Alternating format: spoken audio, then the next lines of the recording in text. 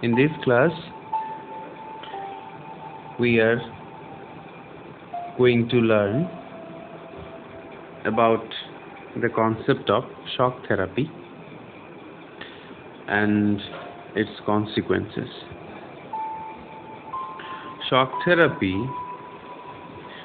was introduced in Russia during the days of 1980s. Mostly, shock therapy was introduced to make Russia more influenced as it was earlier. The transition in Russia and the change of its economic model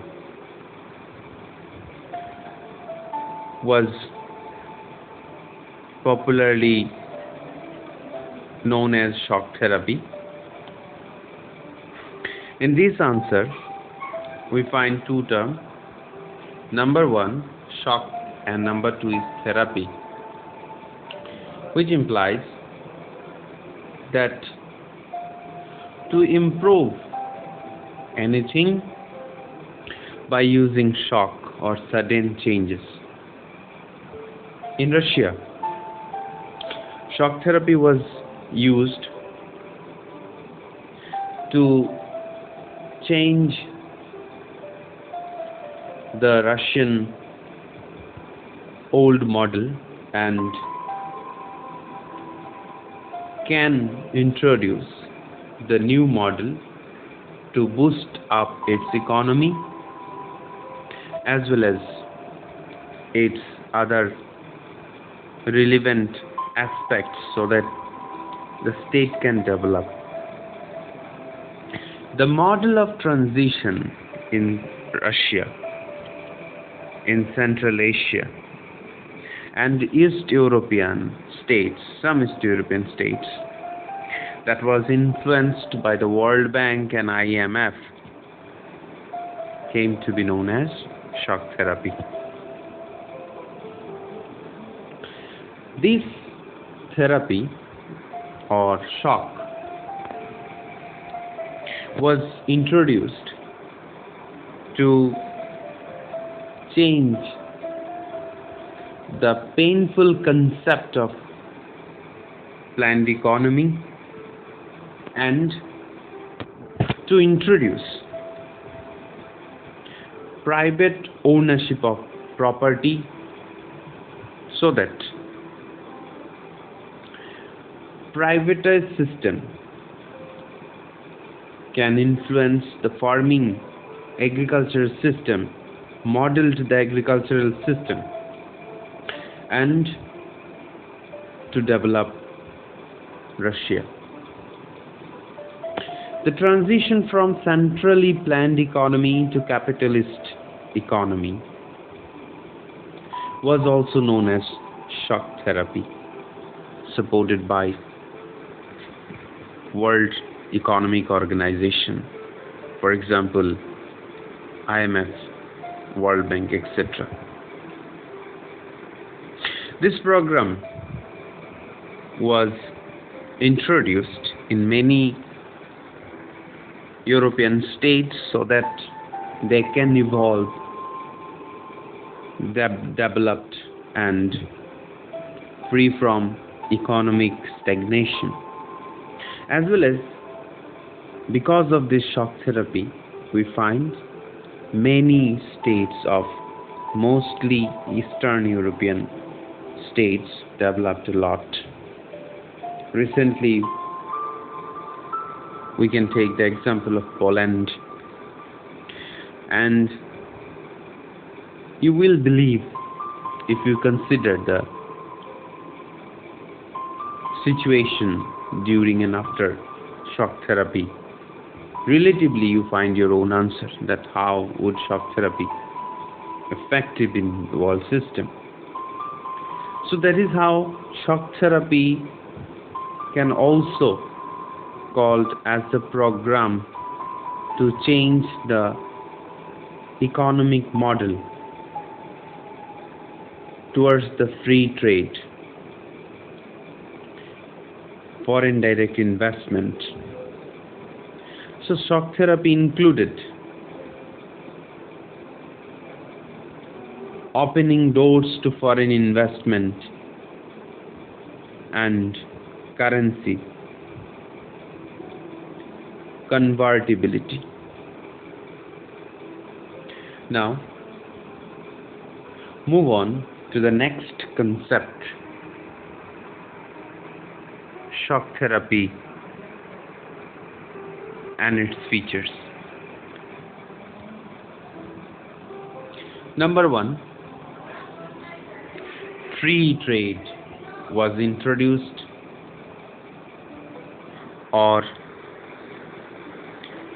influence of free trade was developed at that time due to shock therapy, or it was the feature. Next, currency convertibility, development of trade, FDI, and open market system. These all are the features or the process of the shock therapy. Next one, the main concept, that is the consequences of shock therapy. Do you know shock therapy was introduced, and to some state it was good, but not for all. Shock therapy during the days of 1990s, the first days of 1990s, like most examples of 1991, August, September. Do you know it brought ruin to the economy and disaster upon the people of the entire region to some states. It also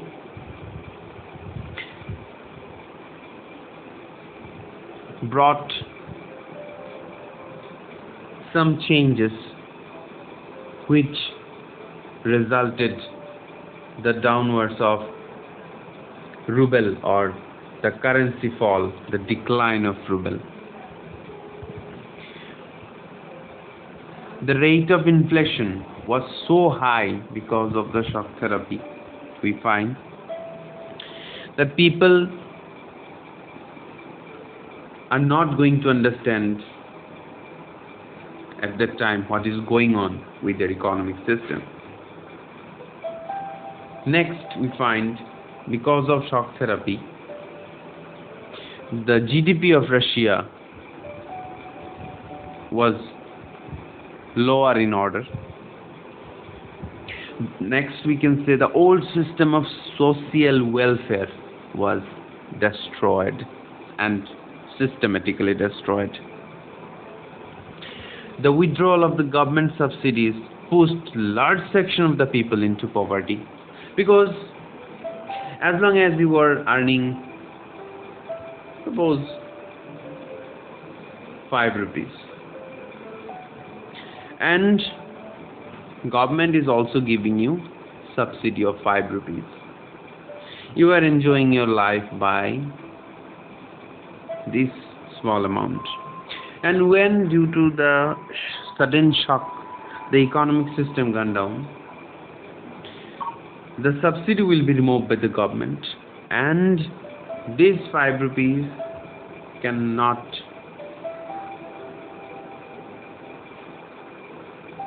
easily control or easily make your life simple as early as by this rupees, like 10 rupees.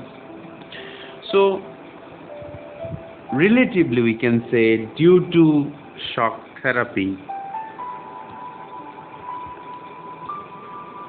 half of the Russian banking system collapsed. In specific books you find about 1,500 commercial institutions became bankrupt due to that shock therapy. And the corporate private system of that time, relatively very small in number although,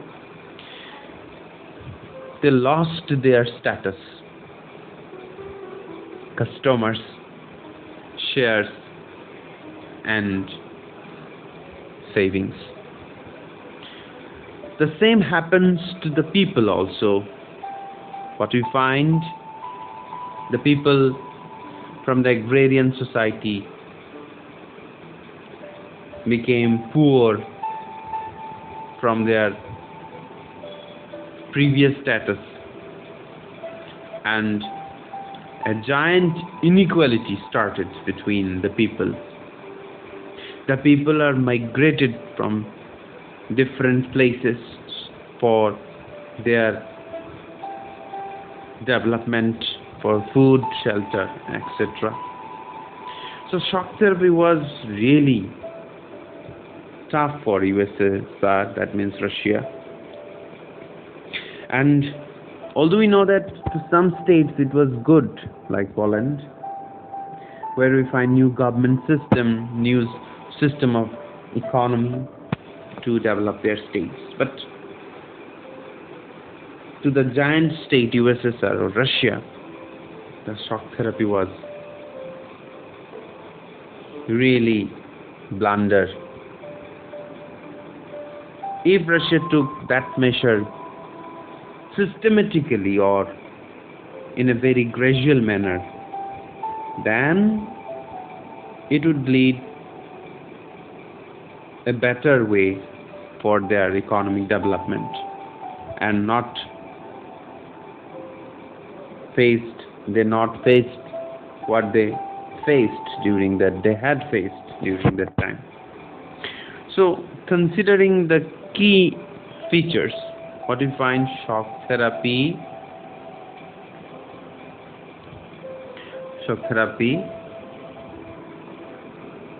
in Russia